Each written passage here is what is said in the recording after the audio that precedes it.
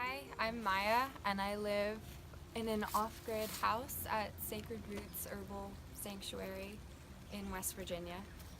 I get all of my water from a well, and I have a cistern outside that I fill up, and I use that water for cooking and drinking and cleaning dishes. I cook with a propane stove right there. I have a wood stove for heat in the winter and the fall. And electricity. I have one solar panel, and that's usually enough for a lamp, like one lamp, or if I need to charge my phone. I live here because my mom and her husband started the farm a few years ago. And they're living in a yurt, and I didn't want to live in one room with them, so we built this so that I could live here as well. Hi, my name's Hillary Banikowski, and my husband Keir Knoll and I live here at Sacred Roots Herbal Sanctuary. We run a medicinal herb farm, and this is our home that we live in, our yurt. Once I got into college, I started to really question the ways that most of society lives, and that exploration grew into just like continued questioning of how things operate.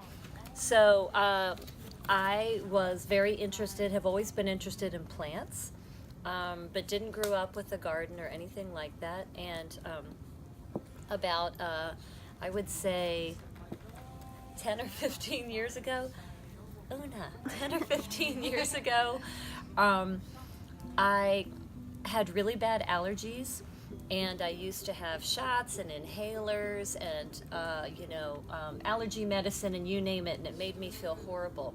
And somebody out of the blue mentioned the plant stinging nettles, and I started to look it up, and I took what was brand new to me at the time as an herbal tincture, and I took this herbal medicine, and it changed my life because I had suffered from allergies for so many years, and finally they were gone. They were just non-existent.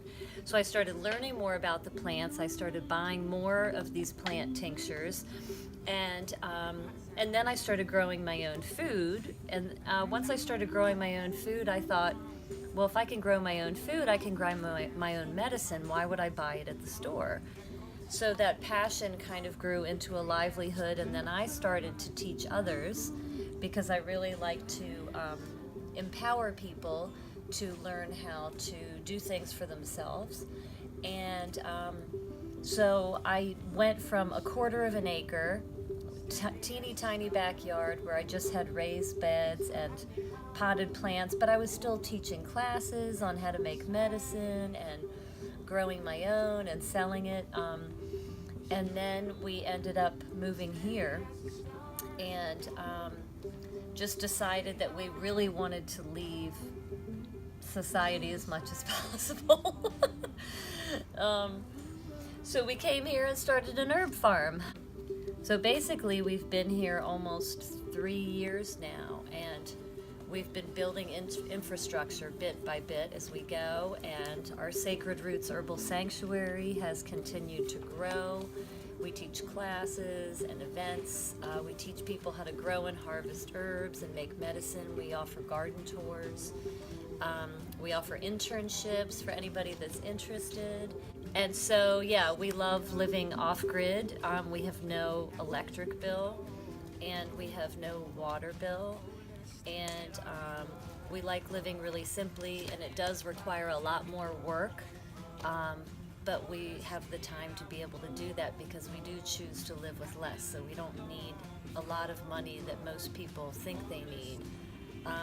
For example, we don't have cable or TV or anything like that.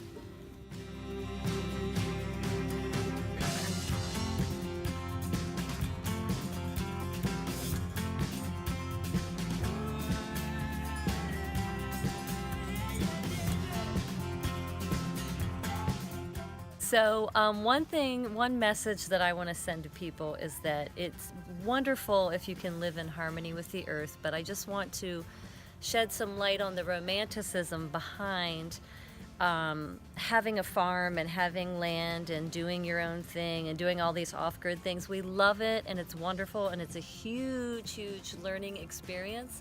And at the same time, what people need to know is it's really fucking hard. It takes a lot of work to live simply, but it's definitely well worth it, or I wouldn't be here.